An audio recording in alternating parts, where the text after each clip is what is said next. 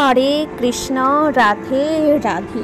মৌমিতা পরিবারে আপনাদেরকে জানাই অনেক অনেক শুভেচ্ছা ও অভিনন্দন। আজকের আলোচ্য বিষয়টি হচ্ছে শ্রী রামকৃষ্ণের বাণী। শ্রোতা বন্ধুরা, আজকের এই ভিডিওটি আপনারা প্রথম থেকে শেষ পর্যন্ত খুব মনোযোগ সহকারে শ্রবণ করুন। শ্রী শ্রী রামকৃষ্ণের এই বাণীগুলি আপনাদের ভালো লাগবে। শ্রোতা বন্ধুরা, আমরা অনেক সময় উপবাস বলতে বুঝি সারাদিন খালি পেটে থাকা, ফল খাওয়া কিংবা নির্দিষ্ট নিয়মে খাবার ত্যাগ করা।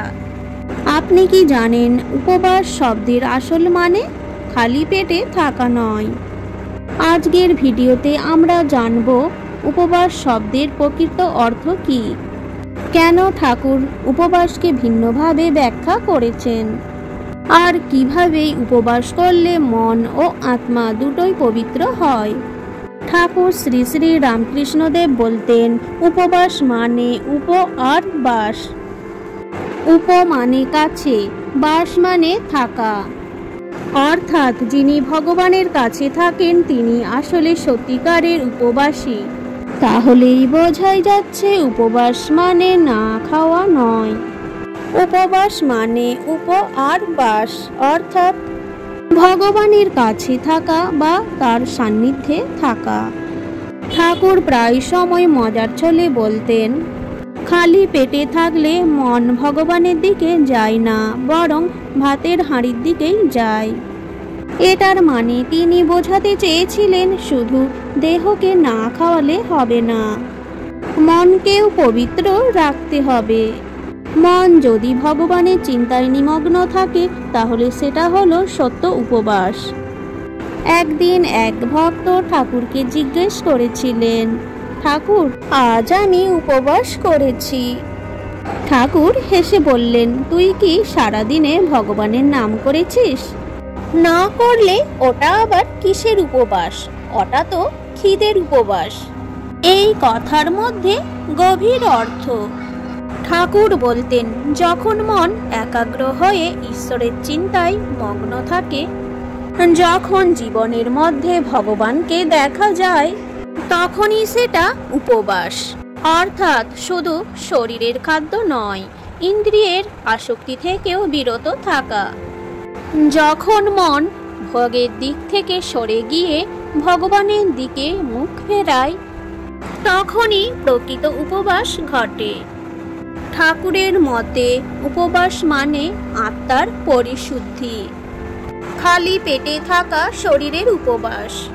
কিন্তু মন যদি দুঃখ, রাগ, লোভ, লালসা, হিংসায় ভর্তি থাকে তাহলে সেই উপবাস কিন্তু অর্থহীন। ঠাকুর বলতেন, উপবাসে যদি মন শান্ত না হয় তাহলে সেই উপবাস বৃথা। তিনি আরও বলেছিলেন, যেদিন থেকে ভগবানের নাম জপ, ধ্যান, সেবা এইগুলোই জীবনের কেন্দ্র হয়ে যায়, সেই দিনটাতে সত্যিকারে উপবাসের দিন। শ্রী শ্রী মা সারদা দেবীও বলেছিলেন, উপবাসে যদি দেহ কষ্ট পায়, মন অস্থির হয়, তাহলে ভগবানকে স্মরণ করা যায় না।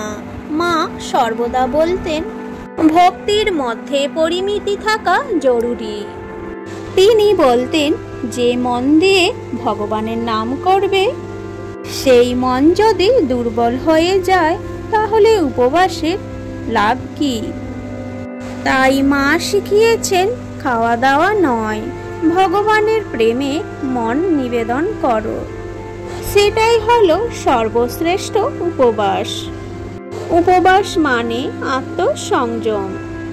যখন আমরা খাওয়া দাওয়া দেখা সব কিছুতেই ভগবানের ভাব আনতে পারি, যখন প্রতিটি নিঃশ্বাসে নাম জপ হয়, তখন আত্মা শান্তি পায়, তখন সত্যিকারের উপবাস ঘটে। শ্রী শ্রী ঠাকুর বলতেন, ভগবান চিরদিন উপবাসীর কাছেই থাকেন, কারণ উপবাসী মানে যে তার কাছে বাস করে। এমন উপবাস দেহকে নয়, আত্মাকে পরিশুদ্ধ করে। তাহলে আজ আমরা জানলাম ঠাকুরের কথায় উপবাস মানে শুধু শরীরের অনাহার নয়, বরং আত্মার অনাহার।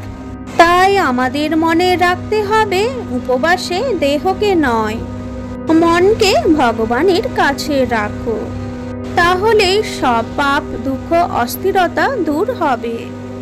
শ্রোতা বন্ধুরা, এই কথাগুলো যদি আপনার মনে শান্তি আনে, তাহলে ভিডিওটি অবশ্যই বন্ধুদের সাথে শেয়ার করে নেবেন।